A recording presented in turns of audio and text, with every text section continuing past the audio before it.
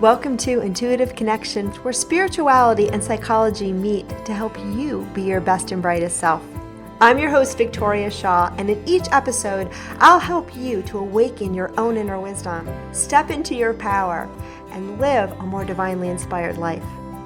You're here to let your inner light shine. Are you ready? Let's do this. Hello and welcome to Intuitive Connection. Today, I want to talk a little bit about a topic that has come up again and again on the show, most notably in an episode that I did, probably about a year ago when this one goes live thereabouts. It was the beginning of 2022, all around releasing the fear of life. Yep, true story. It's an ongoing journey that I've had around learning to live more in the flow and learning to live less from fear, right? And more from that place of divine guidance. And friends, this is a process that I have been so very committed to over the last, 4 years now, right? And it has been truly miraculous, but also at times pretty, the word that comes through is awe-inspiring. So I guess that's miraculous again, wouldn't you know? But I was thinking today on this journey for me, even from the episode I posted last year and over this past year, which has been one big, ginormous leap of faith for yours truly in so many ways, I realize a new little obstacle, or let's just say hitch, because, obstacle implies, that something's getting in our way. And I kind of feel it's just more of a matter of that as we expand, as we grow, right? We peel back that onion and we start to get these lessons even more deeply. And that's what's happening to me, or what I kind of noticed. And I wanted to share the observation that I'm making about my own life with you. So some of you will probably know by now that one of the many things that I have done in the last year or two to really upend and change my life in a mostly very, very positive way has been to open a new business. And I've started a new business. It's a retreat center here in California in Escondido. And it was not really something that was ever on my radar. It wasn't a lifelong dream. It was really something that popped onto my mind when I made the decision to move to California and just wouldn't quit. It wouldn't go away. Taking a breath. So despite some doubts and some fears and some worries, and I followed it. And I followed the breadcrumbs and I followed them again and again and again. And, trusting more and more that when I listened to that guidance, right, magical things happen. And even when my mind comes in and says, whoa, Victoria, this is not possible. So far, so good. So far, everything has exceeded expectations. And the thing about this little project is, by the way, there weren't a lot of expectations because, again, it hasn't been a lifelong dream, right? It's just been something that I've been guided to do. And so I've been doing it.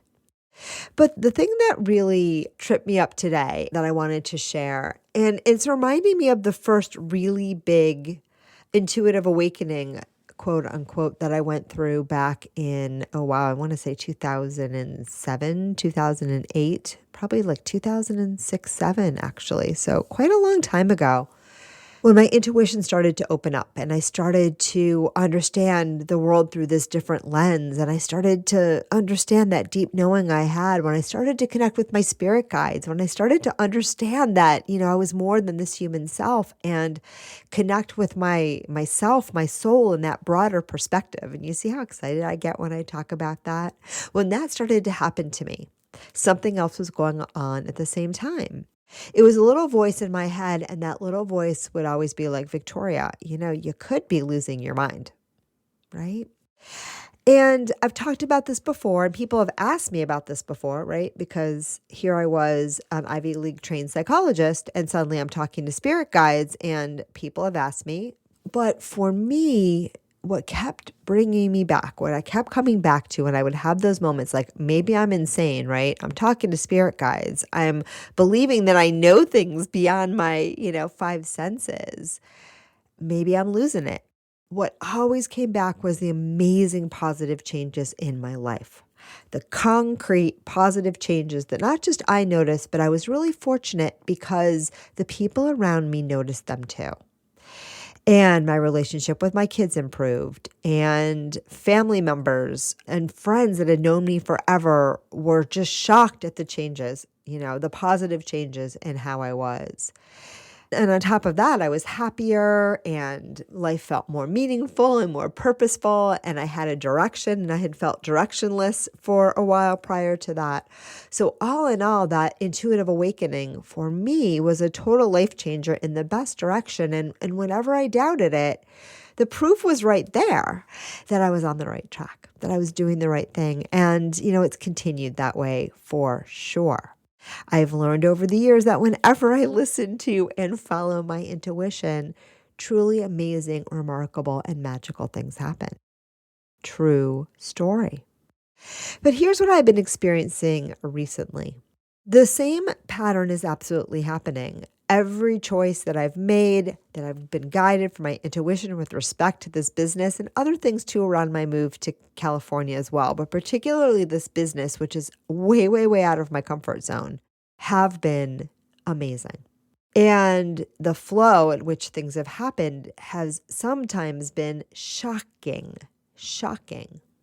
And the signs, right? The signs when I ask for them, when I say like, life, guides, higher self, I'm wobbling right now. I'm afraid. I'm not sure. Show me, show me, show me, show me. Ooh, take a breath. The response from my higher guidance is always swift and smooth and remarkable. Remarkable. And yet, being human as I am, there's now, as I expand even more, right? And when I first started to awaken my intuition, I didn't believe so much in the law of attraction. And I've talked about this too, but the law of attraction kind of freaked me out back then, because I would always think like, well, if I have to be monitoring all of my thoughts, unless I create the bad things, that I'm going to develop OCD. And we've talked about how it's not every thought that goes through your brain that matters, and you can just let those anxious thoughts float by. As long as you don't invest in them, they're not going to bother you. But anyhow, at the time, I wasn't really a fan of the law of attraction, or I just wasn't really invested in it as being a thing. And as you guys know now, that's my life. I walk the talk of the law of attraction, and I so teach it and I so believe it. And, I'm not afraid of it anymore. The guides are reminding me. I'm not afraid of it at all, because I understand and honor and revel in my own, magical creative potential, my ability to create the life that I'm living every moment of time, and the power in that, and the beauty in that, and the joy I have in experiencing all of my creations, even the ones that my mind might say, why the heck did you create that? I'm learning more and more that they are all stunning. They are all beautiful. They are all amazing. And more, of course, I am co-creating with my highest self things that also feel really, really, truly good, inspiring, and amazing. But there's no but. And I had a teacher years ago that said, if you put but at the end of a sentence, it negates everything that came before it. Now, I don't know if that's true, but in this case, I believe everything I just said so wholeheartedly. And I also have been hearing this niggling voice in my head saying, maybe you're losing your mind. Victoria, maybe you're losing your mind. Maybe life isn't supposed to be this good. Maybe you're just deluding yourself. Maybe everything isn't so wonderful. Maybe the way things seem to be lining up, is just magical thinking. And oh my goodness, the monkey mind is really, really loud. Do you guys find that sometimes? I love you so much, monkey on my shoulder. But okay, I'm working on the love for the monkey mind. So anyway, the other day I had to make a big decision, and it was a decision that's pretty much already been made, but it was a matter of signing a contract on something, and getting ready to cut a check. And, it was scary. It's something I've thought about a lot. It's something that I think is integral to the business that I'm trying to build. My left brain should be really satisfied, but she's not, because left brains often are not. And left brains like to create fear and drama oftentimes. And our left brains too, right? We'll just keep wanting evidence. We'll just keep wanting evidence. And we can make ourselves absolutely and completely mad. So my left brain was playing that little game, and I asked for a sign. I asked for a sign. I said, I'm going to go for a walk. Before I have to make this decision, give me a sign, any sign. And I got one immediately. I hope I can tell this story well because I don't remember all the details, but I got immediately this vision I looked up at a tree and I got a vision of the burning bush, like from the Bible. Now, friends, I have no religious background whatsoever. I don't know anything about the Bible really, except for a Bible as literature class I took my senior year of high school, which I don't remember reading about the burning bush. Could be in my subconscious somewhere. But anyway, I see this image in my mind's eye of the burning bush from the Bible, and I thought, And then I hear, go and check out the symbolism. What does that mean? So I went to my friend Google, pulled up Wikipedia, pulled up that little summary of the burning bush story from the Bible, pulled up the little tab that said symbolism and meaning. And it said, and maybe I'll even put this somewhere on the socials if I can find it when the time for this baby to go live is, but it said something to the effect of, this was the sign that everything was okay, right? This was Moses' sign that he would be protected, that he was protected, and then he went forward and led the Israelites through the desert. And one of my friends also pointed out, because I quickly shared it with her, the power in the wording of, the bush was burning, right? But it wasn't consumed. It wasn't consumed by the fire, meaning, abundance is there. Everything's fine. The resources are fine and you are protected. And, that made me so incredibly happy for about 5 minutes. And then my mind came back in and I started to think, am I going insane? Is this magical thinking? Now, and maybe some of you guys remember this episode. I had just released an episode that said, how do I know it's a sign? It came out about 3 weeks ago from the time I'm recording this episode. So I actually had some pointers from my very own lips and my very own guides about how do you know if it's a sign. But I was ignoring all of that. So I called another friend, and my dear friend, Lisa McCourt, and I called her up and I said, Lisa, this happened, this happened, this happened, this happened. Am I going insane? And what my beautiful friend Lisa said is, Victoria, aren't you learning to trust life, right? Isn't that your goal? Isn't that thing that you're working on? Isn't that thing that you do, my friend? Trusting life. She's like, trust life right now, sweetie. Trust life. And I realized that for me, this next big jump, this next big growth in who I am and how I show up in the world, and maybe this is going to be the case for some of you too, that next big leap is around trusting that life can be magical, that life can be good, that life can be easy, that life doesn't have to be hard. And that in trusting that, right, it's letting go of a lot of conditioning that tells me, holy cannoli, if you believe things are going to be too easy, you are losing your mind, right? That's what we've been taught. We've been taught. And perhaps to some extent, I am losing my mind, right? Because if we look at the mind as that negative Nelly in our head, if we look at it as the constant problem creator, problem finder, right? As my dear friend, and who's been a guest on this podcast twice as well, Chris Niebauer, might talk about that left brain role in the world, right? If we look at it that way, that to a certain extent, yeah, maybe I am losing my mind. And maybe that's just fine. So for me, I realized, and that's why I sat down tonight to articulate this into a beautiful episode to share with you, that life can be magical. It is. Life can be joyful. Life is supposed to be joyful. Life is supposed to be easy. And where we find ourselves doubting that, right? Just know it's just your mind. It's just your mind. You're not losing your mind. And here's something else that the guides want to say, or they want to say to me, so you get to hear it too. What they want to say is, look, Victoria, because they're talking to me. So often humans believe that the joy is in the outcome of the undertaking. The joy is in the outcome of the undertaking. And what they're saying is the joy is in every moment that you create. I love that. And so the other part of the fear, they say, that I'm having or was having or maybe having a little bit of trouble letting go of is the idea of the focus on outcome.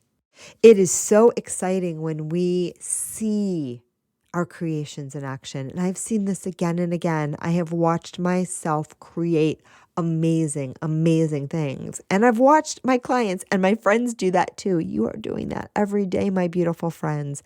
I promise you it is happening for you too. You just have to start to look for it, and then you will flow with it, and it will be miraculous. But they say, that left side, human side, whatever you want to say, side of your brain, and I'm going to quiet down so I can really hear it. That part of your brain, the critical element is what they're calling it, will always, always, always, always find fault.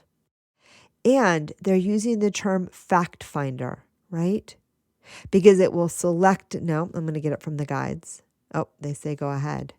They say that what you view as fact or not fact is often colored by your belief that the facts to be real have to be hard. Wow, I'm so glad I paused to listen to that. I'm going to try to rephrase that again in my own words, and I'm getting the thumbs up, I think. So oftentimes, right, we think the reality has got to be the hard thing and not the amazingness and the joy and the magic. And the other thing that they said that they're not letting me let go of either is that, we often look at the outcome as measured by our, left brain, critical mind. This is good, that's bad. And it's a fact finder, but it's also a fault finder, right? And fact and fault, fact often has a negative spin to it. Okay, when we're going through the left brain, it's looking for trouble. There's an understanding that the facts in this particular case are often things that are the antithesis of the magic, right? It's like we feel the magic and then we're going to look for, but what's really happening here? Got it? What they want to say too is as long as you stay with the joy in the process, you can't go wrong. Where people often go wrong is they lose the process and go back to the product. It's okay, they say, to marvel at the product as you are creating it, but don't get lost in the creation. Don't get lost in the creation. And they say that is the most valuable lesson that they wanted to impart to me today. And I hope it comes to you too. And they're showing me many, many, many, many, many, many past lives for myself and probably for many of us, right?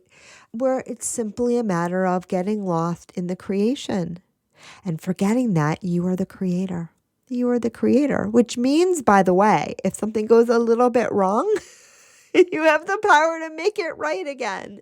And what is right and wrong anyway, right? So another way of saying it is, this is so freeing that, if something is not feeling good or optimal or, you have the very next moment to turn it around, because you are a potent, powerful creator. And in every moment, you are creating your next amazing, magical experience. True story. And the more we can know that, and the more we can vibe with that, and the more we can open our palms and release the need to control everything, and just get in the habit of flowing with everything and flowing with joy and flowing with ease and flowing with grace and allowing our dreams to manifest, because why the heck not? Right? But not getting caught up in the creation, not getting caught up into saying what's good or bad, or right or wrong, valuable or not. And again, it always points us back to, am I good enough? Am I valuable enough? Am I doing this right? And I want to tell you, friends, whatever you're doing right now, you are. You are lovable, you are valuable, you are perfect, and you are a potent and powerful creator, right? And it is your birthright to flow with life and to create a life of your dreams. And as long as we have these little teensy tiny belief systems playing in the background, and mine probably isn't as loud as I think it is, that tells us, if life is too easy, something might be wrong, right? We're going to be stealing ourselves. I should say we're going to be robbing ourselves of a whole lot of joy. That is our birthright. Oh, I love that. All righty then, I'm going to tune in and see if anything else wants to come through. That was a doozy for me.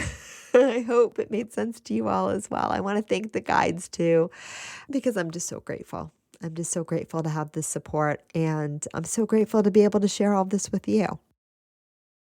And the guides say, friends, listeners, they want you to know, first of all, that they love you and they are so grateful to be part of this journey with me and with you. And they want you all to know that you're powerful creators, and that releasing the fear of life, and maybe we even have to just let go of that term altogether, right? Because it's focusing on the fear, flowing into the joy in life, right, is yours for the taking. And you have that opportunity to become aware more and more where you are already a powerful and amazing creator, where you are a magnificent manifester, where things are flowing for you, and even where they're not.